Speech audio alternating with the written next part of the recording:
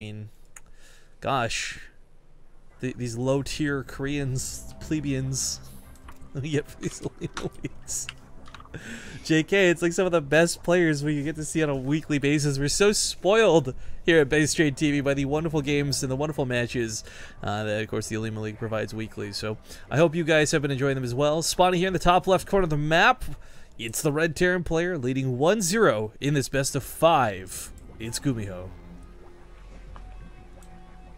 Bottom right says the blue Zerg. It's true.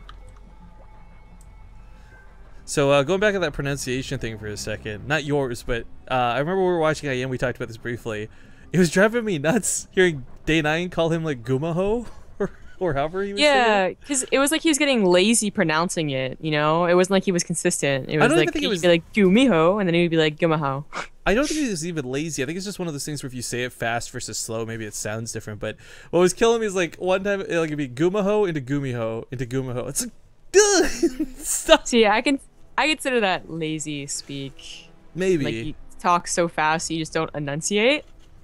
Perhaps. Whatever the case may be. It was one of those things where it was actually the only time, like, there's sometimes where you can hear a player's name pronounced differently because it legitimately is pronounced differently.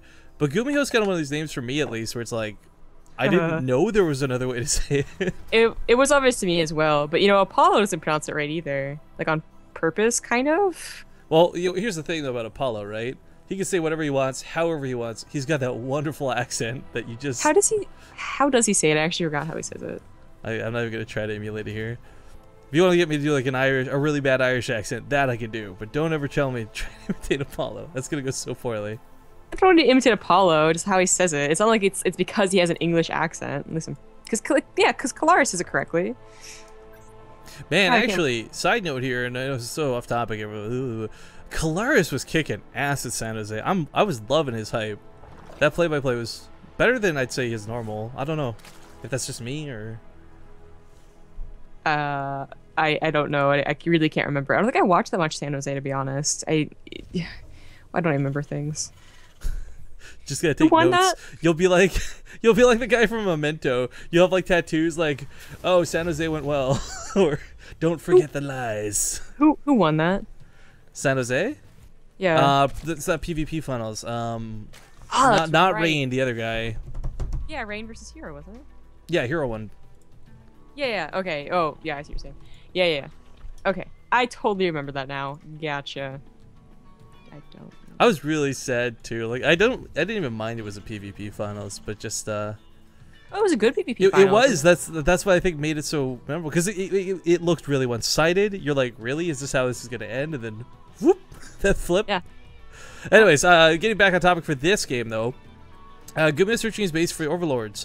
It's kind of funny because I think a lot of things don't get forgotten about necessarily how to play the maps. Like it's Akalon ways, you always remember these things, but overlord timing, folks who hunt them, GumiHo is definitely one of these guys who seem to do this a lot, where he'll try and predict overlord pathing. But I think for impact's sake, as funny as it is, because of the way the game's changed, because he hasn't played this for a long time, we don't actually have 7 overlords up here in the corner like you used to once upon a time. So GumiHo's doing these great moves to like kind of reminisce and hunt overlords, but Impact actually hasn't sent any out. He's only got the one overlord over here. Impact. Or true. Got Impact on the brain. Yeah, you do. It's impacted you in a big way. Dude, he's adorable. Freaking love Impact. But okay. Good armory. Yeah, that's one of the big things we're gonna have to talk about here, because it's not just gonna be that Hellion push that we saw last time. It's gonna be a little bit more potent. Interesting. He opened up with Marine, so I was gonna talk about how like, oh, there's everybody scouting, but then he falls up with a Reaper. I guess he's going to try and scout with it, but he could also fight with it. It does soak up damage. I don't know if okay, the Reaper is kind of whatever for me. I personally I like the medevac pushes a lot more. I feel like it just adds so much more than, say, the burst damage of Hellbats. The sustainability of those Marines just seems more deadly, but at the same time, the Bailey Nest is considerably late for this push. Like, True should already have a couple of these on the way, and it's gonna be really not fun dealing with this. It'll be close, for sure. Looks like he's gonna lose an Overlord, maybe? Marines with this push? Yeah. Not quite supply blocking them, but no, it does. Perfectly supply blocks them. It's just what to do. But even again, like the supply block, I feel is somewhat irrelevant. These banelings. Oh. Really? Because you have lings to make banelings. Yeah, well, that like, second overlord's gonna be the much bigger deal. Yes, but it's. Oh, he's blocking himself in. He can't get that queen down there to defend. Oh, well, at least the drones, mineral walk. Good yeah, I guess. At least look at that going for me. Now the units are all clumped up. Ooh, but now he's got nothing left for the Marines. 22 links are on the way. God. Supply block. Kill all my units. But Queen's going to go down. Another Baneling can be target fired. In fact, he made 2 Reapers. Didn't even notice. But this bit, it's been cleaned up. That wasn't really that scary. It didn't kill any drones much drones, I should say. And that's what kind of astonishes me the most. Like, True's reaction to pull this back to the main so quickly, that was fantastic.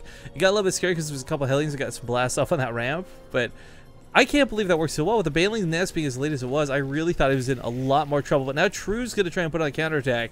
And while there's going to be Hellions that can kite around for a little bit, I mean, the potential of True just saying, screw it, getting this around with these Lings and then busting through that top ramp, this is all too real and all too scary for GumiHo. I don't know if I really like this. Gumi's getting so many Hellions. GumiHo!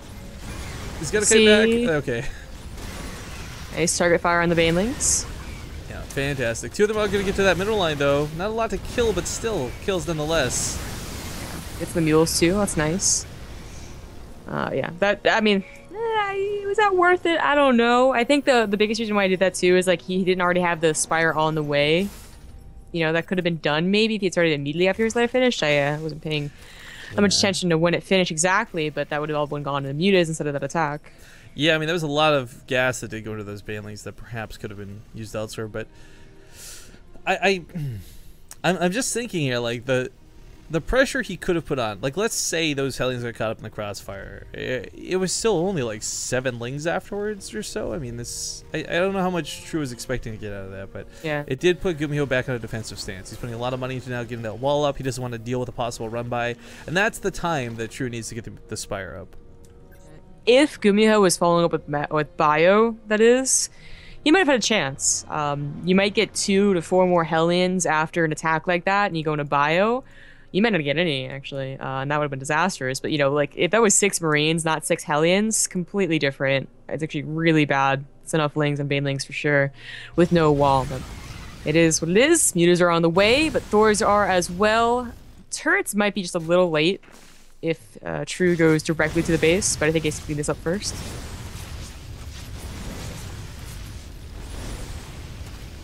I want to give a big, solid shout-out, by the way, to all the people who are actually using the First Blood emoticon. We finally brought this thing back, and we don't see enough of it in chat, guys. I want to see more bloody daggers as the day goes on. Please. Ace, please. Whatever you want, man. Bloody daggers. Got it. Dude, I'm all about that emoticon spam. Ooh, where are the Thors? Oh, no, okay. I was about to say, they're not going to the tanks. You take down the tanks, you Baneling bust. No. As I say, 1 Thor actually may have not been enough to stop the mutas from at least picking off the SCV, building the turret, but yeah, 2 is really scary. Even if the mutas are spread, I mean, the Thors still just have a lot of baseline damage, even if you only shoot 1 muta at a time, as we see, it gets popped off very quickly. Yeah. It looks like True is really not dedicating it anymore. I mean, you might see them go to, like, 15 and then stop, but he only made, like, what, 6? Yeah, mutas have a really hard extreme, right? Like, you either go really heavy into them or none at all. Which does kind of make me wonder, is he going to cancel these flyer attack upgrades? Because he's really not getting use out of them at the moment, but very well maybe thinking about trying to use them later on. They're still going to be good for harass, one way or another, but with Thors in play and turrets and Vikings, it gets a lot harder to really poke a mech player the same way you can Bio. Yeah. I remember this. Mech takes this base, Bio takes the other base. Yes. Good times. It is mech on Akalon. I guess we didn't mention that, right, guys? Akalon, 2-hour game. You ready? I am still remembering days when, like, Hyun was playing against Goody on this map. Like, hour-long matches. Oh, boy. Those were fun Zotac Cups. No. I don't know about that. Enduring Locust is on the way. Not a surprise. Mr. goes down after that. Okay, yeah. Roach Warren also has to be on the way, though. He knows that an attack like this could be coming, and it is, so he needs emergency roaches. He's kind of hitting perfectly, though. There's not going to be a lot of Swarm Posts out. get into that mineral line. I don't know how they snuck by, but they did. And as they get in here, yeah, hell, that's what we'll be able to clean that up. Still though, everything. What is this infestation pit? Whoa. That was the weirdest possible location. Roaches spawn, they're going to be able to deal with the Thors. Thors, of course, pack quite a punch, but there's so many roaches. The tank's going to do a great job of dealing some damage. He sneaks a couple off to go attack these, picking up with the Thor. Some cool micro coming out of GumiHo, but is it going to be enough to keep everything alive? Second Thor goes down, and looks like this push has been stopped. Yeah. Or redirected. Oh, those drones were all stacked up. I saw it too, GumiHo. I saw it. It's almost like bait. Come on back, drop those units out. I'm not done with them yet. Yeah.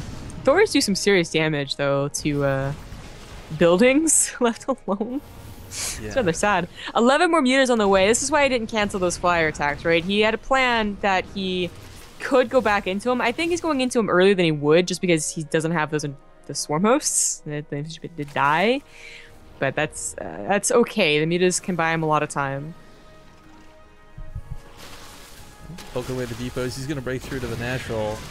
There's a couple of tanks here, but if he gets on top of these tanks right away, even if he has to run through the Hellbats, yeah, it's not going to be fun. Does take out the Hellbats, though. I'm surprised you don't see tanks going to siege mode here out of GumiHo, but tanks on siege do pack quite a bunch as we see. So they do about half the damage on siege, but they attack way faster. You have +2 weapons, 1 armor, so the upgrade's looking pretty good for GumiHo. GumiHo is one of the only, I guess, mech, like it seems anyways, he's the only mech player that really dedicates to 2 armories right off the bat some games, or just 2 armories in general. A lot of times you see them get +3 and nothing else until they realize they could get plating. Well, I think that's specifically, though, because GumiHo is one of those mech players who doesn't stay on ground mech, who transitions to air given the opportunity.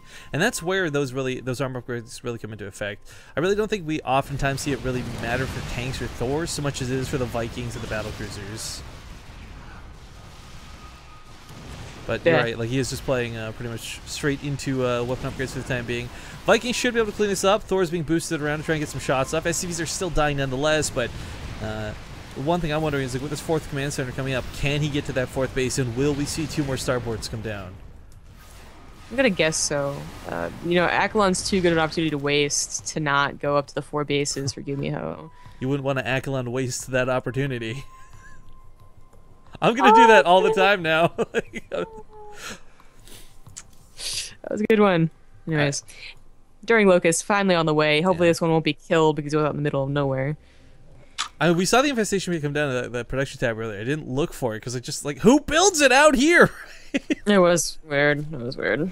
I just assumed that was a spine crawler or something on the minimap. But anyways, the Vikings were looking for the Mutalisks. Couldn't quite find them. Still that mobile Thor running around trying to do what it can. But this tank line out of GumiHo is looking fantastic. Roaches might be able to bust through one side of this with a big maybe, but game any damage is, I feel, out of the question. Always doing this. Thor is being such a hero. He's like, this is like fancy right now. I do worry this may take up a lot of GumiHo's micro though, wasting a lot of time picking up and dropping this thing when, you know, maybe you should have built a. He's playing mech. Okay, what's micro? Okay, fair enough. And I'm not trying to like criticize him. I'm just saying like this is something we do see happen though, where macro slips because players like focus way too hard on micro. Maybe, you know, GumiHo just stopped at 55 SCVs. It's not a bad number, really. I mean, 65, I guess, is like, or 62, I think, is perfect. I don't remember. But considering that he is going to go to a 4th base eventually, it also seems a little weird. But I guess he's actually planning for the end game. He's like, you know, like 5 minutes, we have like 5 orbitals anyways. I'll just stop here. Well, these roaches are going to maybe pick up a third. Nope, just kidding. That control out of GumiHo coming into effect once again. Psych! Double psych! That was terrible for True. I mean, I know it was like roaches that he wasn't depending on for the game, but it just... Yeah. I don't know. True just gives a... He's a generous soul. It's Christmas time. He knows about the spirit of giving. He donates a lot of roaches away.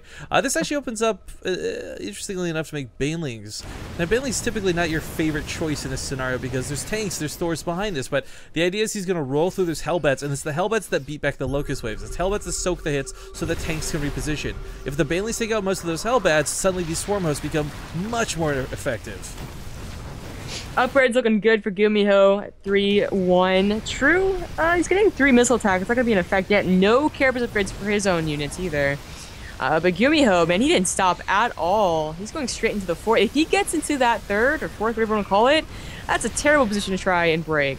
I don't know about that, though. I mean, True does have that extra base up there to the north. Mutos just get absolutely shredded, though. Wow, nothing gets accomplished from the air's perspective.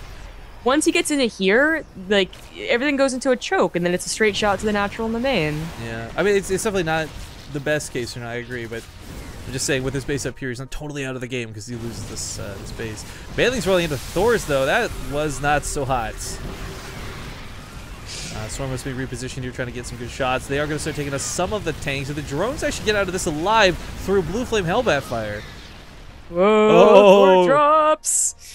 Where are you going? It's not what I was expecting. That's not what I was expecting. That's going to drop him. Landed Vikings 4 GG status here in the main. Going to try and snipe off this hive. They should be able to get this. There's no Vipers in play. This is going to really hurt because he's going to take so long to replace this hive. Base over here does fall, and tanks have got a pretty good positioning, a pretty good foothold. Thor's behind this base. Another hatchery going to go down. 3 hatcheries fall immediately for True. And now his income is absolutely shot. He's down in supply, and GumiHo takes his 4th. Thor drops are the worst, guys. Like, you don't know the pain until you've had Thor drops. Because not only is it super powerful, it's just kind of humiliating. You're like, come on. Like, dropping Thors on my bases, really? It doesn't give a fuck what's attacking it. It tears down that spire. These ones hidden behind the mineral lines once again. Hell, there might be lings, but they're all going to get one shot. Oh, pick up. Takes out the Mutalisk, so now there's nothing to stop these medevacs. Oh my god, there's even more. Like, oh, who needs tanks? I got Thors and medevacs. Yeah, that queen just gets absolutely trucked on. Oh no. The Overlords. I just realized the Vikings have like free reign over the air. Now this is actually a good move. A little bit sloppy from GumiHo, I guess you could say. Yeah, he's gonna lose the reinforcement line, so perhaps we should have bulked that up. But it's look, the base is gonna go down. Thors are so. Thor drops are the worst. Damage! You just never remember how hard these hit because they never get to do this. There's never free reign to do what GumiHo is doing. Landed Vikings on this last remaining hatchery. Thorsu to join. Good game, Scott. But let's return to the game for a sec. We're gonna watch this last hatchery die.